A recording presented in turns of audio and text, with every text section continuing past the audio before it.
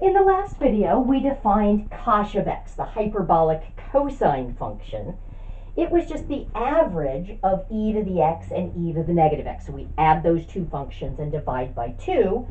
And I've just reminded you that the graph here looks something like so. This is the shape that a hanging table would hang in. Now, it would just seem like there was something wrong in the world if we had a hyperbolic cosine and didn't have a hyperbolic sine. That just couldn't be. So we're going to have a hyperbolic sine. So we write that as S-I-N-H. The H is for hyperbolic and the S-I-N is for sine. We pronounce that as sinh. So this is sinh of x. And it's going to be e to the x minus e to the negative x over 2. I can interpret that as an average by thinking of that as e to the x plus the opposite of e to the negative x over 2. So it's the average of those two functions. I'm going to use that to try to figure out what the graph looks like. So I know what e to the x looks like. That's my exponential growth. Okay. We said e to the negative x was going to be exponential decay, but now we're multiplying by -1. So that's going to flip it over the horizontal axis. So that would look something like so. So here's y equals e to the x. Here's y equals the opposite of e to the opposite of x. Okay. This graph will, of course, have a point at 0, 1, and this graph will have a point at 0, -1. If I average those, didn't draw this all that well to scale, but if I average those, sinh is going to have to pass through the origin. Okay. And then I'm just basically drawing my curve in between these two, trying to stay halfway in between them at all points, because we're averaging them.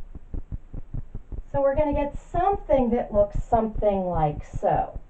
Similar to y equals x cubed, but again, because it's defined in terms of these exponential functions, even though it's the same overall sort of shape, the curvature is going to be happening at a very different rate.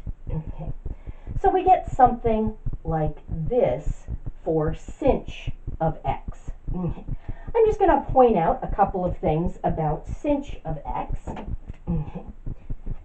So let's see. First of all, we've already observed that sinh of 0 is equal to 0, that it passes through the origin. And I can confirm that very quickly. If I plug in 0, I get 1 minus 1 on top. Okay. It looks like this graph has the same symmetry as x cubed does. It looks like this is an odd function having rotational symmetry. So that would mean sinh of x is odd, would mean that sinh at the opposite of x is the opposite of sinh of x. Remember, a function is odd if the opposite input yields the opposite output. Let's just confirm that. Sinh evaluated at the opposite of x, I'm going to take that formula, but everywhere there was an x, I'm going to replace it with the opposite of x. So that becomes e to the negative x minus e to the positive x over 2. Notice it's the same two terms that we have on top here, but the order of the subtraction is backwards. So I could, if I wanted to factor out a -1, that would reverse the order of subtraction back to what it was. So it is just the opposite of sinh of x. Okay. So cosh was an even function, sinh is an odd function. So we are starting to see some connections with the hyperbolic trig and the regular trig. Cosine is even, cosh is even. Sinh is odd, sine is an odd function. And we also have the same y-intercept. Cosine passes through the point 0, 1, that's also the y-intercept of cosh. Sine passes through the origin, and that's also the y-intercept of sinh. So we do have some similarities going on, But there are a lot of differences too, because sine and cosine are periodic. These are definitely not periodic functions. Okay. I will point out that because the graph of sinh is just in quadrants 1 and 3, the sign, the plus or minus sign of the input, matches the plus or minus sign of the output. That's going to be kind of useful for us to know. So I'm just going to denote that. This is rather informal notation.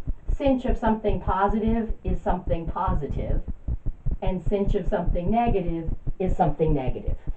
That's just a shorthand way of saying the sign of the input matches the sign of the output for the graph of sinh.